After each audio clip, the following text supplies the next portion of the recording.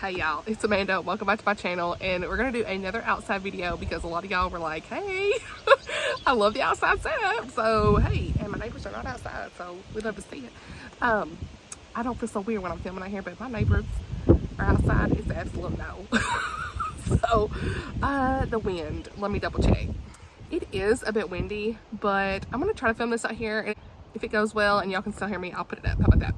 I did go get my hair cut and colored today, so let's see it, but you will have already seen that in the vlog. So this is going to come out in June for sure, because I've got too many things coming out this week. But what am I doing with this folder?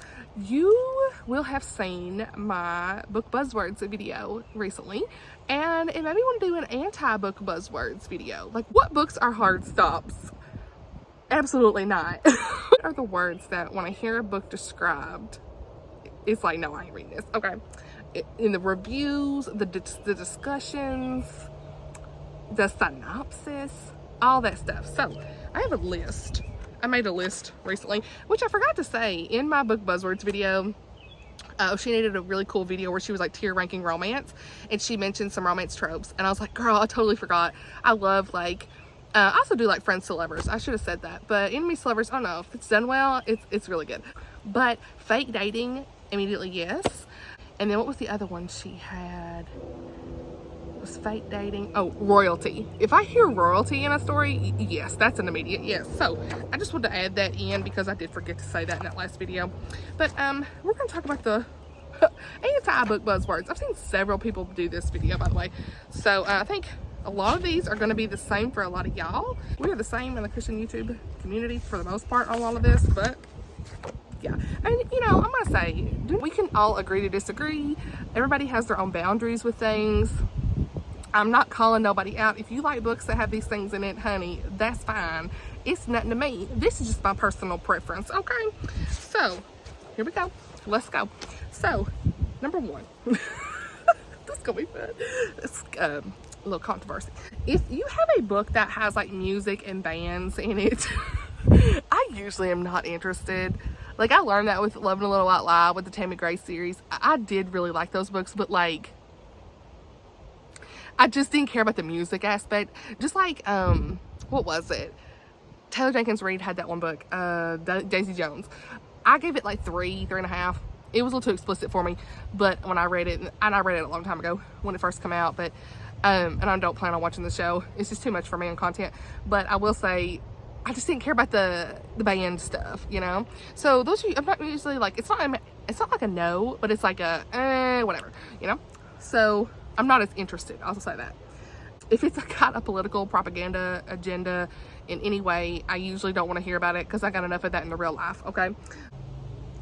Now, if we got a book that's got toxic relationships, honey, absolutely not. If it's toxic, meaning like trauma, just for shock, I mean, Colleen Hoover, I'm not really into that kind of stuff, but books like that where it's like constant toxicity in the relationship, making it seem like it's okay to be mean to the girl, no. The trauma just for shock value, no, I'm not here for that. Of course, anything that's horror or violent, no. If there's cheating or adultery, y'all, that's like my number one. Why? Absolutely not. I cannot stand that. Okay? Like, I'm not here to read about this. Certain settings, too. Like, if the setting is in a big city, I'm not into that. I love when they're in, like, rural towns. I should have said that, too, in the book buzzword video. But if it's got, like, a small town vibe, I'm here for that. Small town, because I live in a small town and I grew up in a small town. I mean, my high school had like 96 kids in my graduating class. My whole school might have had 300 kids. I'm used to small towns and I love that. But if it's like a big city like New York City and stuff, I'm not usually like into it, but I still read it. But like, it's not like, oh yeah, immediately yes, you know what I'm saying? This video is gonna be tough. I need to know y'all's in the comments. I hope I don't get no hate on this, but astrology. I'm not into books that have any kind of astrology in any way. Witchcraft. That was the witchcraft that I will like leave at the line is the Harry Potter stuff. That's like my boundary line with the wands and stuff.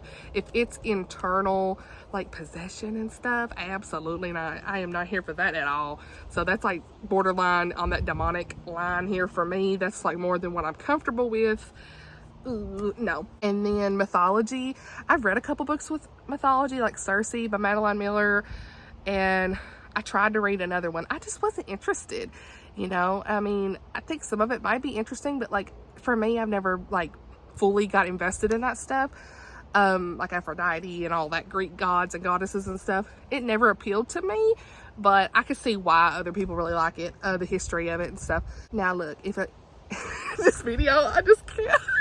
I'm debating should I post this. But hey, we're all adults here and we all have things like that are like our hard stops, right? Like that's like, no, I'm not reading that. If it's like, you can tell I don't know what I'm gonna say. The spice level, like you all know that I read mostly clean books, and so if it is smutty or spicy in any way, I'm usually out. Like I can handle one scene and move on, but like, and that's why I like the Outlander. I know that y'all, you may say I'm hypocritical about this. The Outlander series, I did love it. I read it before I came back to know the Lord. You know, I mean, I could reread Outlander and dare I say, take them all off my shelf. Honey, whatever the Lord be saying in my heart about it. You know what I'm saying? How will I feel? I don't know. But, yeah. So, I'd really just try not to read anything that's going to be explicit, smutty, spicy in any way. I want it to be a clean romance as best as possible. I have enjoyed some books that might have had one scene and I can move over it. I will say that. But I try to steer clear of some of those. Like I said, it's hard to find clean romance. Like there's so, that's like what sells, of course. I mean, you go to the Books of Bayonne or Barnes and Noble and it's like book talk, spice level. Honey, why? But that's just what they do. And that's what's in. And, you know, it's hard to scroll Bookstagram and be like, okay, there's another book that's going to be nope, absolutely no. And you can kind of tell, like Tessa Bailey, honey, I ain't reading that. You know, it's like, to me, it's like those books are, it's all it's about, if that makes sense. All right. Anything that's going to have a lot of language in it, no. I don't want to read the F word every 5 minutes. You know, that's annoying. I mean, and if it says GD, got the Lord's name in vain, I'm out. I don't like that. Now, I will say, like Catherine Sinner, sometimes she might have GD in a couple of the parts of her books, and I've looked over it because she does really write good stories, but I have mentioned, hey, I don't like this in the book. I make sure to say that in my review because it bothers me. We don't need to do that. Now, mild cussing, I'm fine with. Like, if it has, you know, those mild, small words, I can move on. Really, like, I guess the only thing that bothers me the most is, like, constant F word and GD. You know, or using the Lord's name as a cuss word. I can't deal with that. And so, usually, I'll just, like, if it's got a lot heavy, if it's one or two throughout the book, I can look over it. But if it's throughout the whole book, no, absolutely not. Anything that's gonna have like new age stuff in it, that's a no. Thrillers, I am just not really a thriller girl. Like I know some people love them, but like, ugh. And a lot of times, I guess thrillers, I would need something that's gonna be like a thriller that's not explicit. If y'all know some, let me know. But like I like the suspense aspect of it and the mystery aspect of it, but like when you give me a thriller and a lot of times it's got the cheating in it, it's got cussing, it's very explicit in the sexual scenes, I'm like, no, I ain't doing this. So let me know if you know any clean thrillers. It's just hard to find a good thriller that I've seen. I've tried, I'm like, I ain't doing this. A lot of y'all like Riley Sager. Are those books clean in any way? Are they too explicit? I don't know. I'm just throwing that out there. Like, to read a good secular thriller is hard to find. That's not gonna be too explicit. And I mean, I'm not saying this to be like a prude. This is just my personal feelings of like what I'm comfortable with. I don't know about this either. Like a book that is all about publishing, and it's like the author, it's like a book about an author, a book about, you know, publishing world. I don't find that I love those a lot. There are exceptions to the rule for, I ain't saying, you know, but, you know, I think there has been at least one I've liked and I can't remember what it is. So like recently I've read one, but I'm just saying. Also found I don't like, thinking about like Oshina's video, like the tropes and stuff she mentioned, like that were tier ranked, you know, of what she thought. There was some mentioned about like the pregnancy trope or the accidental pregnancy. I don't usually like that either. I think that's it. Grim dark, if it's really grim darky, I'm not. Like, I mean, I have to be really careful with that stuff. Like, any kind of thing that borderlines that demonic spirit and like what the Holy Spirit will lead me to feel is like my comfort level. Like, even in the Harry Potter, like I do like the Harry Potter books, but the Harry Potter game, I was playing it and they added things in there that I felt like was a little bit much, that I was very uncomfortable with from like a witchcraft perspective. And I was like, this is a bit much. I couldn't get with it. So I quit playing it because I found myself just constantly playing it and like, I don't need to do this. You know, it wasn't, I don't know, the Lord was telling me not to play this, you know. And I think we all have that level of discernment in our hearts, that what we are comfortable with in our book reading. I know some people feel that Outlander is kind of like a cheating book as well, because, you know, she was in a different time and she decides not to go back. She decides to stay when she had the chance to go back. You know, she stays. And I don't know if that's really spoiler, but I mean, we all know that her and Jamie are together, and she did have some opportunities to go back in her previous life, and she stayed. And she was married in the previous timeline, so there have been conversations surrounding that, and I could see that.